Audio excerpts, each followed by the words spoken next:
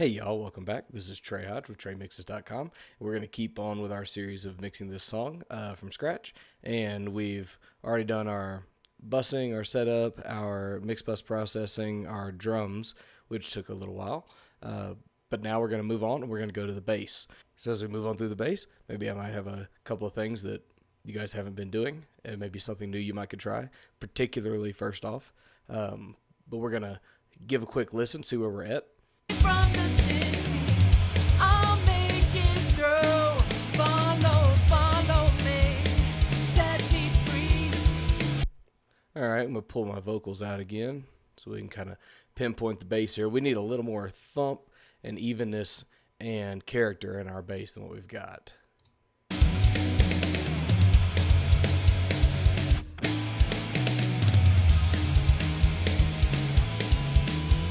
He's there, he's giving some rumble, but we need a little bit more. So let's listen to just the bass, see where we're at.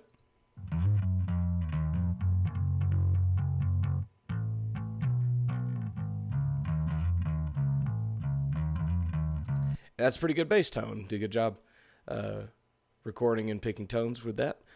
But it's lacking some consistency in the low end, as in it's really there and thumping one measure, and then when we move up the strings away from the lowest strings, we start getting a little less body, a little less warmth. So we want to try to do our best to get something really consistent. And I like to do this with multiband compression. So let's load up our stock multiband compressor. And we've got 4 bands here. So I'm going to go ahead and roll to 3 bands. Turn off my auto gain. Now here we are, a multiband compressor. This is a little bit more advanced stuff, but what this does is as frequencies in certain ranges, so like in this case, we have this band that's 20 to 500, or 520 technically, and any frequencies that come through in that range, this setting is going to hear those and not from these other bands. That's the responsibility of band 3 and band 4 here. And so with those low frequencies way down here, where we get our rumble and our hum and our thump from this bass, we want them to always be present. But I'm not too concerned about over-compressing the top part. And if I just put a regular compressor on the bass, there's a chance that we may be over-compressing a lot of the character and the string sound and the amp sound when I just want to control the rumble. So let's listen and see what this guy's doing.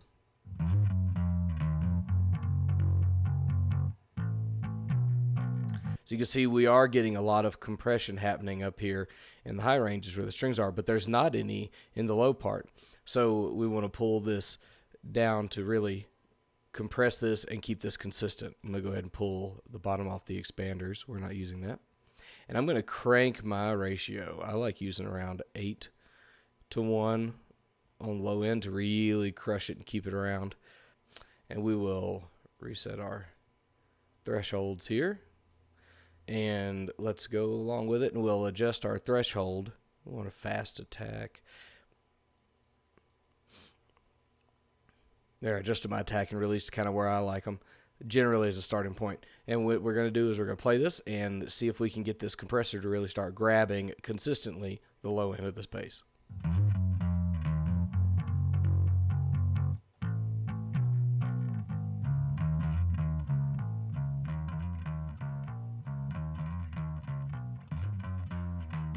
We're knocking off a lot. We're getting about 10 decibels, but that is going to be really consistent. We may decide that's too much, but it sounds like I'm turning it down because I am. I'm turning down these frequencies. In solo, you can just hear what it is we're getting in this band. It's a little too high.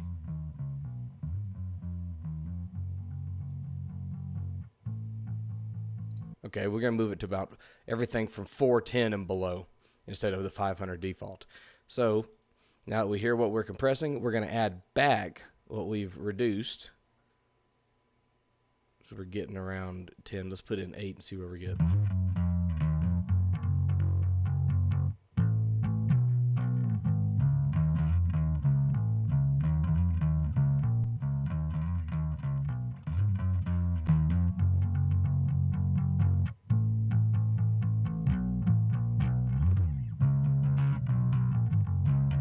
Yes, much better. I'll do that one more time for you so you can see that just the low end, we've added a whole lot back to it, so that low end is very present. We'll start with it off, and I'll turn it back on.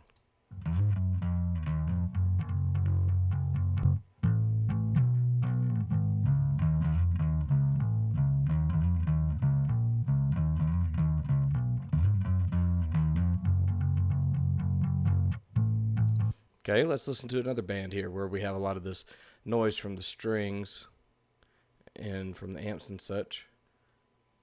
See what we can get compressing this.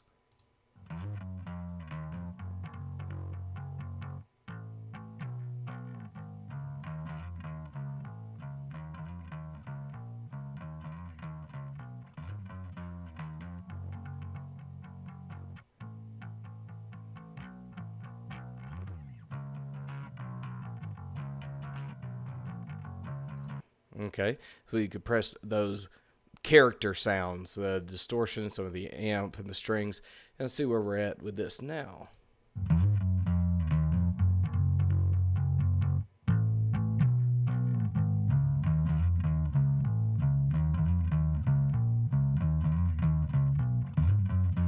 I like that tone a lot. We're going to compress the top part very, very high just to keep it even so we don't have a random snap or a pop come through. It's mostly a safety measure.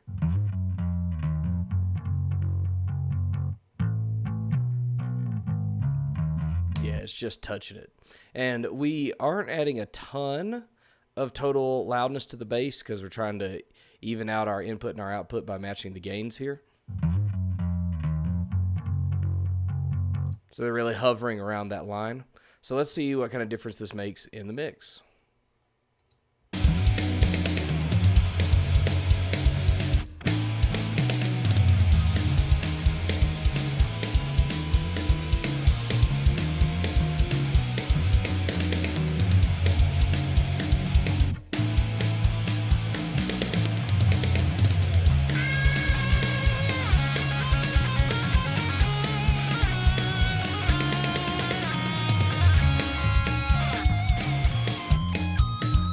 Not offensive, it's not blowing out our mix, but we have a really steady low end, and that's what we can get with multiband compression.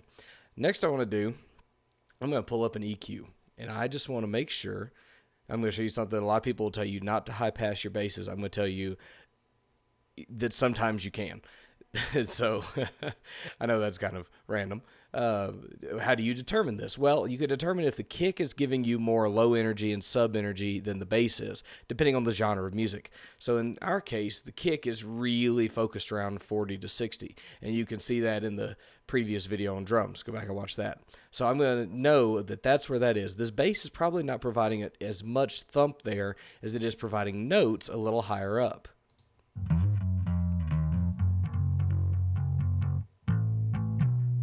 So see, we're seeing this is the area where the kick is located, somewhere in the 40 to 60 range, and there is nothing happening around 50 except just noise. We're getting all of our bass information up at the 100 to 400 range. So I'm going to go ahead and put on a filter, and I'm going to roll it up to right at about 50.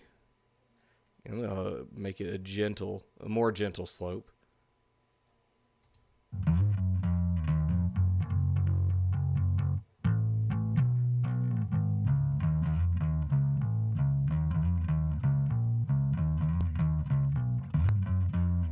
Not losing a ton off of that, and it's this information down here in that range, we're pulling that down in our bass so it gets out of the way of our kick. Let me turn our drums back on just so you can kind of see.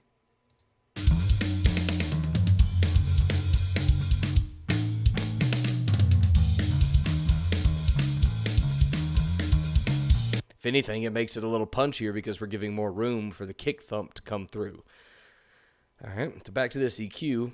Another thing I want to do is I want to hear if we're losing any information on the high end that could be getting in the way of guitars or cymbals, because there's not a lot of bass information generally way up here above 5 and 6K. So let's see what we're getting.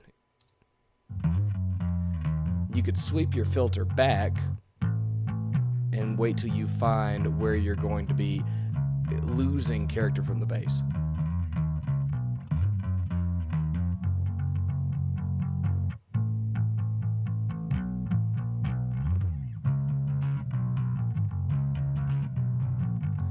So there we're cleaning up, we're not losing anything, we're getting all this stuff between 5 and up out of the mix from things like cymbals and guitars and vocals that are going to need that space. But let's see if we can get a little bit more character out of this by making this a resonant filter. And I'm going to raise a little bit of bump right where we're at the cutoff and see if it adds some character.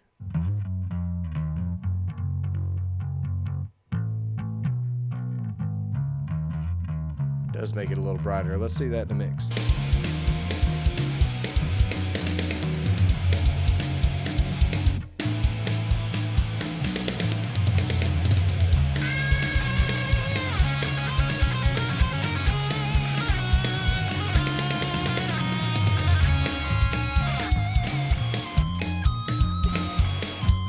Yeah, it brings a little bit of life into there by giving it a bump that includes the high end of what we're hearing from the bass down into the really string character grit area of the bass sound between 1 and about 4K.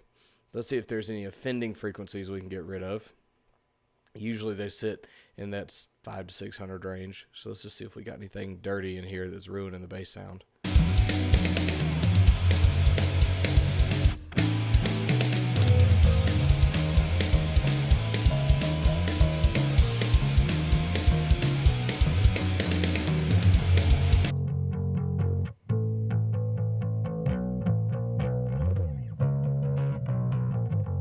It's in key.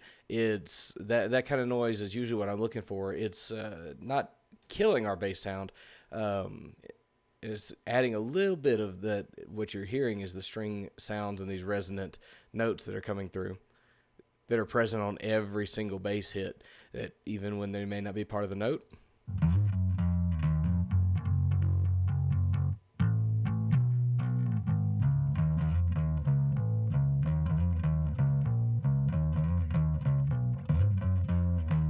Yeah, that noise is present all the time. Not terribly offensive, but if it's always there and causing that little extra ringing, then let's pull just a smidge of that out.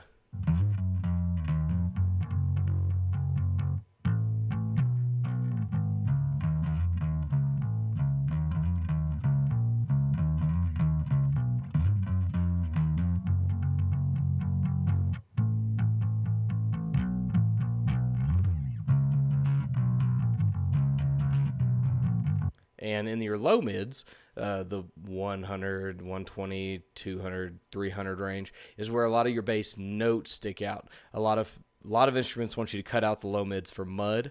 If you cut too much low mid out of a bass, you're going to lose the note itself. So let's see what this sounds like in the mix, boosting down here to give us some more note from the bass.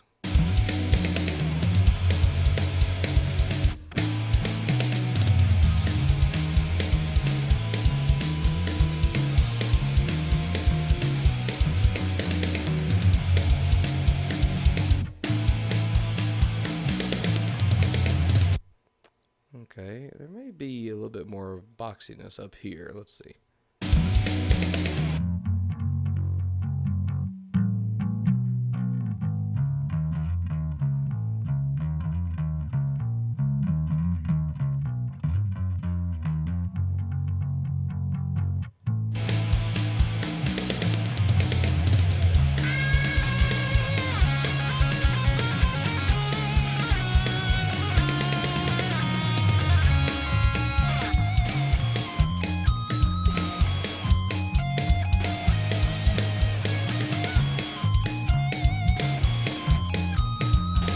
Like it a lot, especially since the bass in the song is taking kind of a a lead role. It's carrying a lot of melody, a lot of really poppy rhythm to it, and giving the song a lot of its character. So we don't want to lose the bass, and we don't want it to not be able to stick out. So find those notes and bring them out, compress that low end, and sometimes add some more string noise. And one thing a bass a lot of times really benefits from is saturation, as it really helps even out our frequencies after we've cut and boosted some things, cutting bad things out.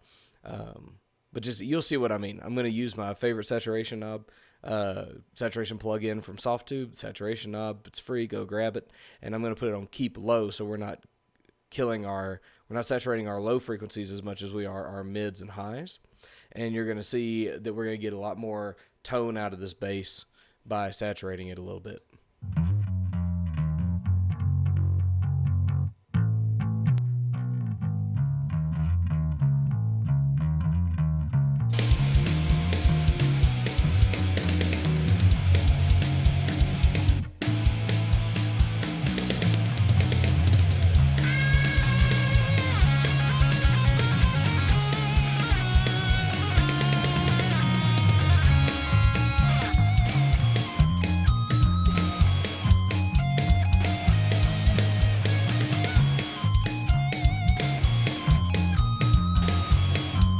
I mean, I hope that's really obvious how easy it is to hear that. We'll try it one more time with it off and on. Now, it adds a little bit of volume. That's why I pulled the fader down a little after the fact.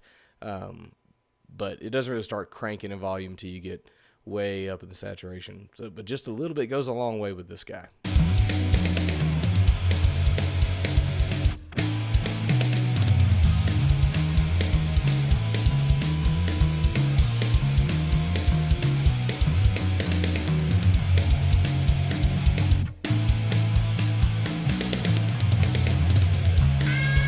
Yep, volume matched. It's peaking at the same place. It just brings it out. It really brings life back to that bass.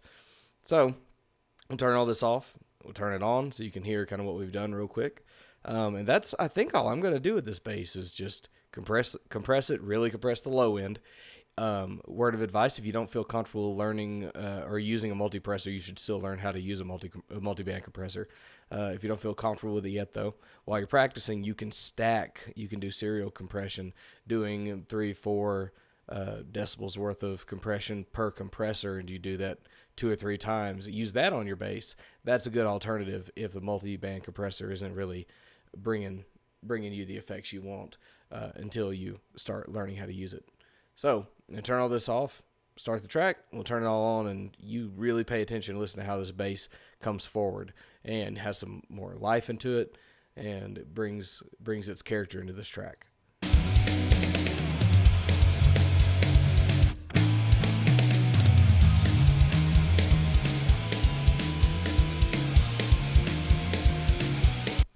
Yes, there's obviously a large volume difference. So we'll go one at a time. You'll really see where we add the volume, and I may have to do a volume readjustment here. But I think it sounds really good turned up, and maybe I didn't have enough volume in the first place.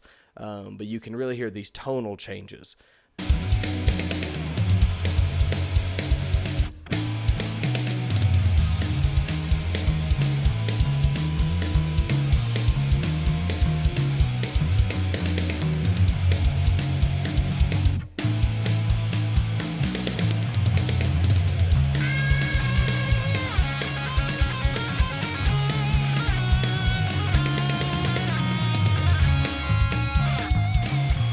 Wicked. Love it.